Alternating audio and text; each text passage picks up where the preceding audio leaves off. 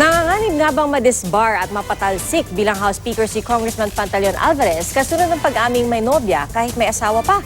Ang tugon ni Alvarez sa report ng saksing si Tina Panganiban Perez. Pag-amin ni House Speaker Pantaleon Alvarez, matagal na silang di nagsasama at nag-uusap ng kanyang misis. At ang pagkakaroon ng girlfriend, hindi na niya itinanggi. Diyos ko naman, kayo naman, sino bang walang girlfriend? Lumutang yan matapos magsampa ng reklamong graph si Alvarez laban sa kapwa Duterte supporter at top 2016 campaign contributor ng Pangulo na si Davao del Norte Representative Antonio Florendo Jr. Kasunod umano yan ang away ng kanilang mga girlfriend ayon sa source ng isang pahayagan. Sabi ng speaker, insidenta lamang yon sa maigiit na ang paglabag umano ni Florendo sa batas ng i-renew ng kanyang kumpanyang Tadeco, ang joint venture agreement nito sa Bureau of Corrections noong 2003 ang dahilan ng kanyang reklamo. Bawal daw kasi sa mga kongresistang magkaroon ng pinansyal na interes sa isang kumpanyang may kontrata sa gobyerno. Ayon kay Speaker Alvarez, ayaw na raw niyang pag-usapan ng mga isyong pamparlor, gaya raw ng kanyang love life.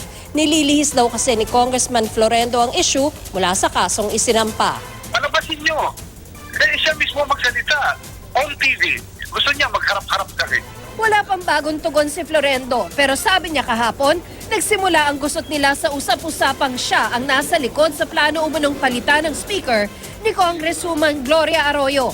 Itinanggi niyang may ganyan siyang plano.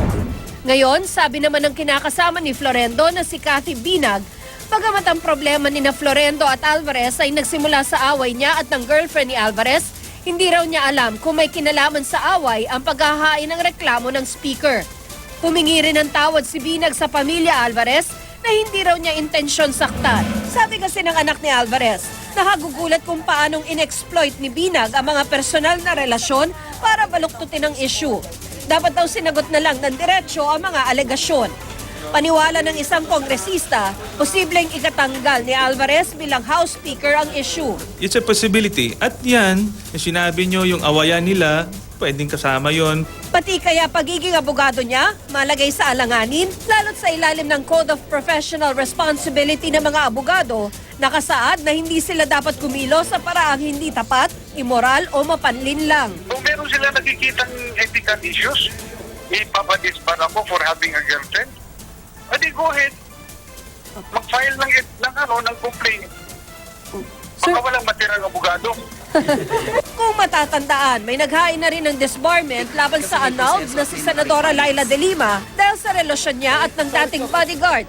Sabi ni Alvarez noon, pero yung pagtatanong doon sa relationship, no, kinakailangan yun. Bakit?